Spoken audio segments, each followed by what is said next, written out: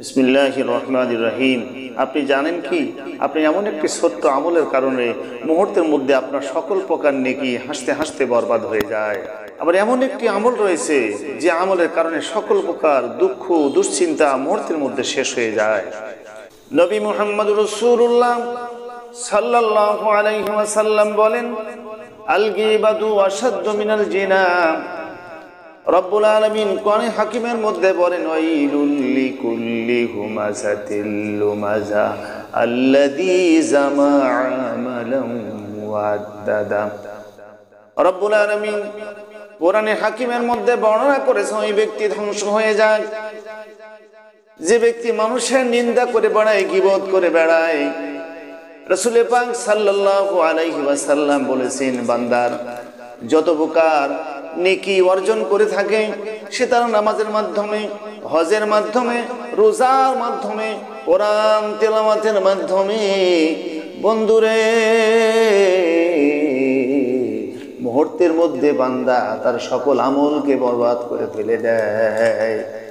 সাহাবারা জিজ্ঞাসা করে, ইয়া রাসূলুল্লাহ, ইয়া হাবিবাল্লাহ, কি হুজুর জানতে চাই কোন আমলের কারণে বান্দার সকল প্রকার নেকি মুহূর্তের মধ্যে বরবাদ হয়ে যায়? নবী মুহাম্মদ রাসূলুল্লাহ সাল্লাল্লাহু আলাইহি ওয়াসাল্লাম বলেন, ও আমার সাহাবীরা শোনো, আল গীবাতু আশাদ্দু মিনাল জিনা। বান্দা যদি গীবত করে ফেলে, বান্দা যদি পরনিন্দা করে ফেলে, মুহূর্তের মধ্যে বান্দার সকল নেকি শুধু বরবাদ হয়ে যায় তা নয়, বরং তার নিজের ভাইয়ের গোশত খেলে যেমন হারাম খাওয়া হয়, হারাম ভক্ষণ করা হয়, ওই বান্দা অন্যের গীবত, অন্যের পরনিন্দা করার কারণে বান্দার সকল প্রকার নেকি বরবাদ হয়ে যায়।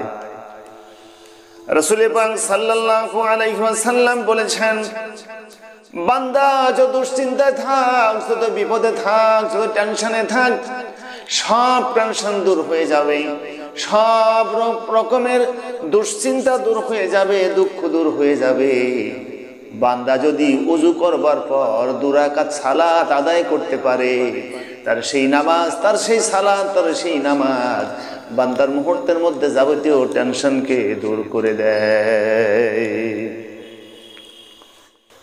রাসূল পাক সাল্লাল্লাহু আলাইহি ওয়াসাল্লাম বলেছেন, আল্লাহর কোরআন বলেছেন, ও খলাকনাকুম আজওয়াজা। আল্লাহ বান্দাকে জোড়ায় জোড়ায় তৈরি করেছেন, জোড়ায় জোড়ায় বানিয়েছেন। কিন্তু পৃথিবীর ভিতরে অনেক মানুষ আছে, অনেক মা আছে, অনেক বোন আছে, মুহূর্তের মধ্যে তার স্বামীকে মেরে ফেলে দেয়, স্বামীকে হত্যা করে দেয়।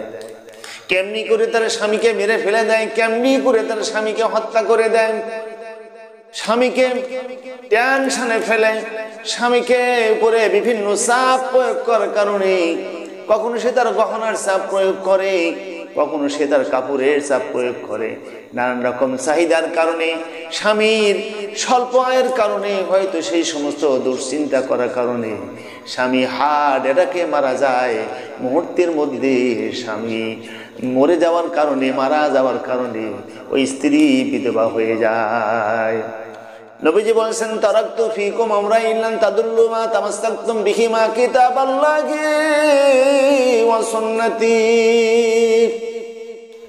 2টি জিনিসকে বান্দা যদি তার জীবনে একটা ধরে, ওই বান্দার পথ হারানোর কোনো সুযোগ নাই। ওই বান্দার জীবনে কখনো টেনশন আসবে না। ওই বান্দার ইহকালীন পরকালীন সকল জীবনে বান্দা কল্যাণ লাভ করতে পারে। একটা হলো কিতাবাল্লাহ, একটা কিতাবুল্লাহ, একটা হলো আল্লাহর কিতাব, দ্বিতীয়টি ওয়া সুন্নতি, নবীজির সুন্নাত। সুতরাং প্রত্যেক মুমিন বান্দা বান্দিকে নবীজির সুন্নাত মাফিক আমল করা প্রয়োজন। আল্লাহ আমাদের সকলকে আমলগুলি করবার তৌফিক দান করুক, আমিন।